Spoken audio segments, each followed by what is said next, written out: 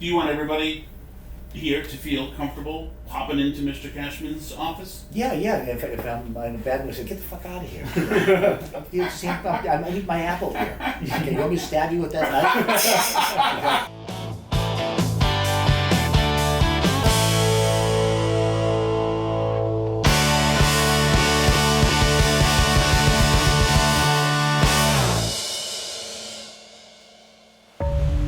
Boston's new bike lanes have affected businesses both big and small. On Western Avenue, a street linking Boston over the Charles River and into Cambridge, the rollout has had catastrophic consequences. Many businesses here had once thrived, in part due to on-street parking available to customers. But virtually overnight, those parking spaces were gone and replaced with Mayor Michelle Wu's bike lanes. This road's crazy. One of the casualties was Big Daddy's Pizza, something of an institution in the area. My name is Richie. I'm the owner of Big Daddy's. I've been on this business almost 4 years now. So you started in the pandemic? No, after pandemic. Right after? Yeah, almost 4 years now. Yeah. Now you're in the bike pandemic. Yeah, bike pandemic is killing me right now because I'm losing a lot of business because of bicycle lane. I lose almost more than 40%. Yeah, because of bicycle lane. Sean McDonald is president of the Architectural Heritage Foundation, or AHF, which calls itself the patron saint of impossible projects. On Western Ave, Sean helped develop the Charles River Speedway, a home for shopping, dining, and other things located on a truly historic property. This was the headquarters of the Charles River Reservation. So both sides of the river were the reservation. Where the Stockyard restaurant is, which is like, you know, quarter mile up that way, was where the actual slaughterhouses were, and they dumped all the offal, the, you know, parts from all the slaughtering into the river, right? And so cleaning it up made a park for everybody, and this was the headquarters, okay? The main amenity in the park, like not the main amenity, was a horse racing track where Soldiers Field Road is, and out and back down toward the Harvard Stadium. This is before the Harvard Stadium was built, and it was a straight up mile track. They had a grandstand down where the Buckingham Brown Nichols Bridge is. Yeah. They had a grandstand right there, and you just raced horses. Actually, they raced horses and bicycles. Kind of a weird, they have these old pictures of bicycle racing on Soldiers Field Road. Maybe that's who will get the idea. I don't know. The original Charles River Speedway, as well as the reservation, were planned meticulously by the most talented men of their day. The Speedway was designed by a firm co-founded by Frederick Law Olmsted, the architect of the finest landscapes in the country, including New York's Central Park and Boston's Emerald Necklace. The Speedway's construction was overseen by his sons, the Olmsted brothers. Even earlier, the road now known as Western Ave was planned out to accommodate the explosion of new industries in the area as a result of the Industrial Revolution. This area was transforming from an agrarian society into an industrial powerhouse, and the streets were built to accommodate the many businesses that would cater to this modern reality. It was the epitome of planning, unlike the new bike lanes. Saturday we had, I think the number was 1,500 people in here for the course of the day. It gets crazy and so the bike path, the parking, the whole freaking, like that thing is a maddening problem that we can't really solve. Or trying to solve, and we're having a hard time. Yeah. So I don't have enough parking over here. All my customers, they come over here to grab their lunch, you know. They want to have a seat inside. And right now, they're not finding any parking. We did a lease with the state of Massachusetts, renovated the building, opened it in 2020. And at the time, everybody parked up and down Western Avenue. And this was a retail facility, and the parking's critical to the success of our business. Yep. Businesses, right? And we made the assumption that the parking would be here, you know. Yeah, I mean, why should it have been here for 50 years? Yeah, why wouldn't you make the assumption? And as our tenants did, right? I mean, there's nothing, it's public parking. It's not like your customers got tickets trying to come here? Oh yeah, so many times. They got almost $100. That's why they stopped coming over here, because they getting ticket over here. They're not finding parking. I think 4 or 5 customers already told me they got like $100 ticket. Last fall, with very short notice, the city started putting up, we're going to be converting the parking into, this is in November last year, 2024, converting all the parking on Western Avenue, both sides, to this, and they did it on North Beacon Street as well, exact same rollout. Really? 150 parking places, right? This is small businesses, right? And so that happened. It wasn't. Was it meter parking? Street parking. It's free parking. Yeah. This is just a lot of kind of how many miles of bike lane have you, that's my take on it. How many miles of bike lanes did you install? It's just a check on the box, or like at the end of the year. Do you know what it costs him to do this mile of bike lane? Nothing. It's like we're out of sight, out of mind out here. And Harvard is the Harvard Business School. You go straight down Western Avenue, you go right to Central Square in Cambridge. I mean, this is like dead shot to Cambridge. It doesn't take you anywhere. Used to be very packed over here. Even you come this time, it's busy. And right now, even you come 11, 12 or 1 o'clock, it's empty because nobody's coming over here. Have you told the city about your concerns and the lost revenue? I went there one time. They said they're gonna help us, but I didn't heard from them anything. Have you talked to other business owners around here? Yeah, I talked to a couple of them. They also told me they lose a lot of business because of we don't have no parking over here around.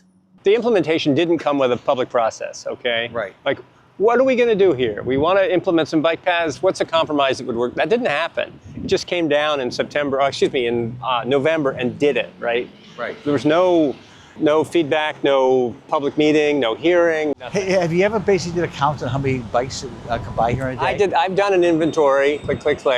I sent it to the city. The city sent me back that they have a bike counter device here somewhere. I don't know where it is, like a data logger. Yeah. And I don't know where it is, that tells them that they have a count. Do you disagree with your number? Well,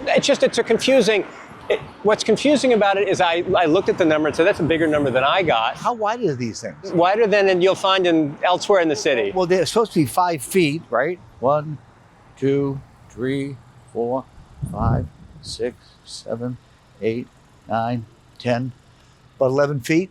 11 feet approximately, call it 10 feet.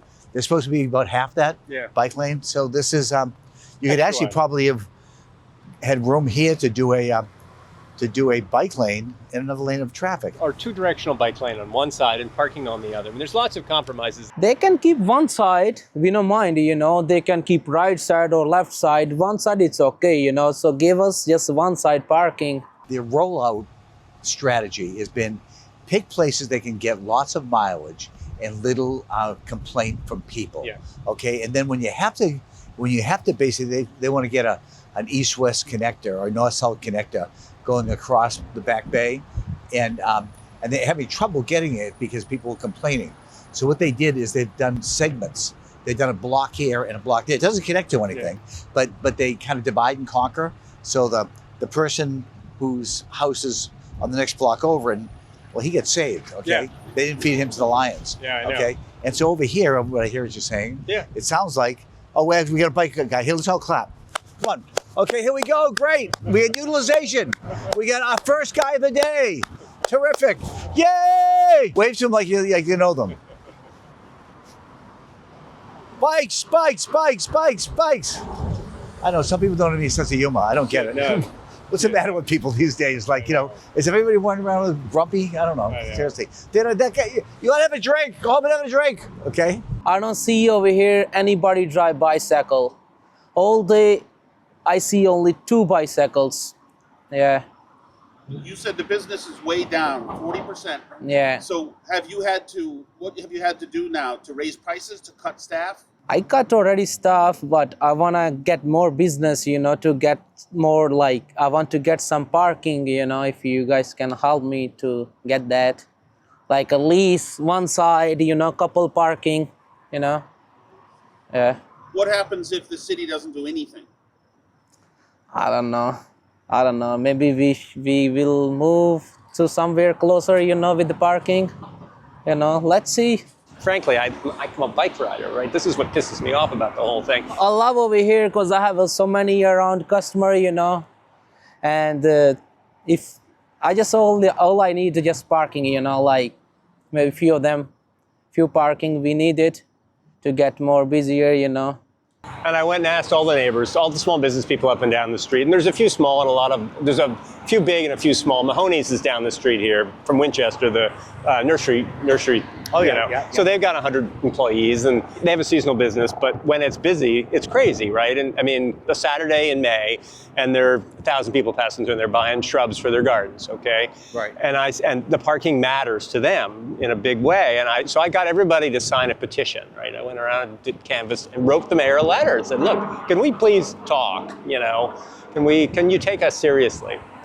So that's crickets, okay? Nothing. There's a daycare center right down here. Like at 8 o'clock in the morning, there'll be 6 or 8 cars double parked in traffic with moms carrying kids in. It's a subsidized daycare center. It's an ABCD Head Start, right? Right. And when they put the bike path in, they took out the kid drop off. Well, you're going to go to hell for that. No question about it. Seriously. Oh, yeah. Hello, St. Peter. You're the guy who caused those kids to get hurt. Forget about it. We're going to place a few downstairs.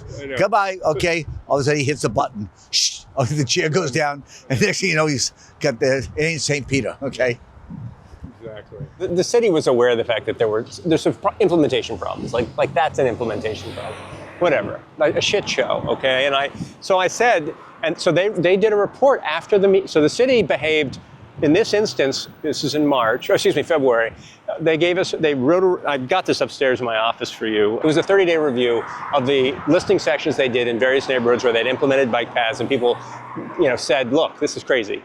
And they wrote a report, and in the report they said, the implementation of the we should address a bunch of places where this just is not working. It's not working on Western Avenue.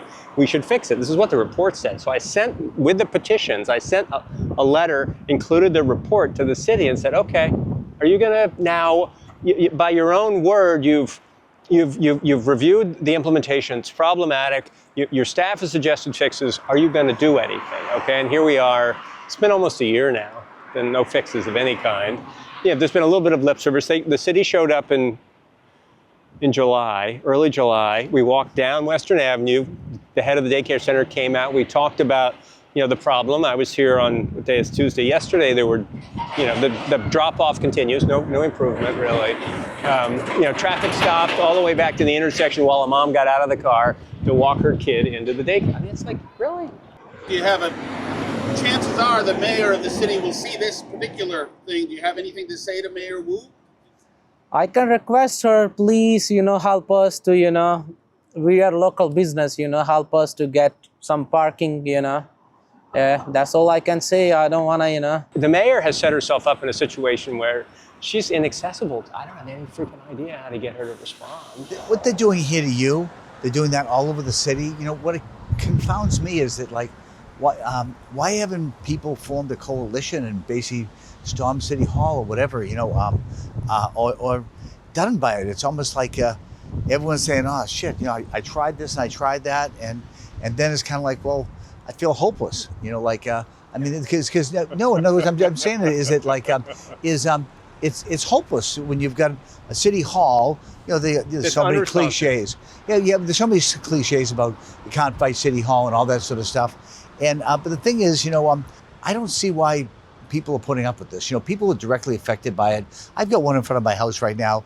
I'm a bike rider just like yourself, and I just know that it's stupid because I'm an infrastructure contractor. I spent a lot of time in my life doing that, right? So I know this whole approach, no planning, no inclusiveness, all that sort of stuff is wrong, and I've decided to go do something about it. I've worked all my life, and I'm 72 and I'm still working. I had no retirement plan.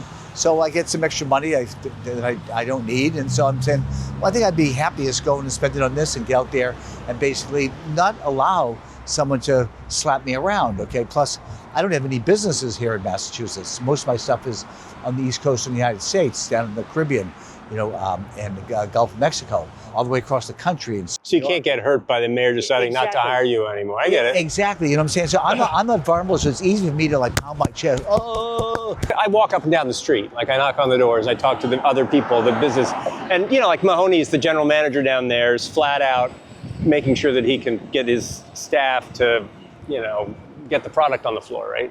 And has got no time to complain to the mayor, right?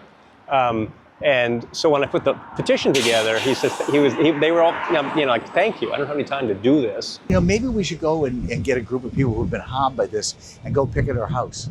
You know what I'm saying? Like, I mean, she came into our neighborhoods and without consideration. They've told us they're coming back in the city of Boston in September with some proposed design changes to Western Avenue. Okay, this will be almost the year anniversary of them implementing this. Their strategy may be simply to slow walk this whole freaking thing. Like, okay, we'll be back in 6 months, and they come in 8, and they do half of what they say they're going to do, right? And you're like, oh shit! So I've been patient. I think I got a partner here, but they're like a half a partner, right? And they're never going to be a real partner. I haven't got to that conclusion yet, but it's pretty close. And in the meanwhile, you're like, well, do I want to alienate them? I mean, no, I can't. I mean, it's like, what am I going to do? Yeah. I'm being the business here. Yeah, the inspectors are going to show up too. Health inspectors, the fire inspector, Jesus, Why? That's a question we've run into as we've talked to residents, business owners, and countless others who spend their days in Boston. Why was the bike lane rollout so bad? Surely a master plan would have sussed out many of the infrastructure problems that we see afflicting Bostonians today. Maybe we've just answered our own question. Seems like they're playing to a different audience, and I assume the audience, I say this because I'm asking, like the constituency that's advocating for safer streets and bike paths, I don't necessarily disagree with the kind of a goal. I just don't like the implementation. It's terrible. It's heavy-handed, it's clumsy, and it's, should there be bike paths? Probably there should be some bike paths, there should be some safer streets, but not at the expense of small business. They damage your business, and they don't even say sorry. Where are you from originally? I'm from India. And when did you come to America? Oh, a long time ago. I was a kid when I came here. Yeah, I was 14 when I came here. Yeah.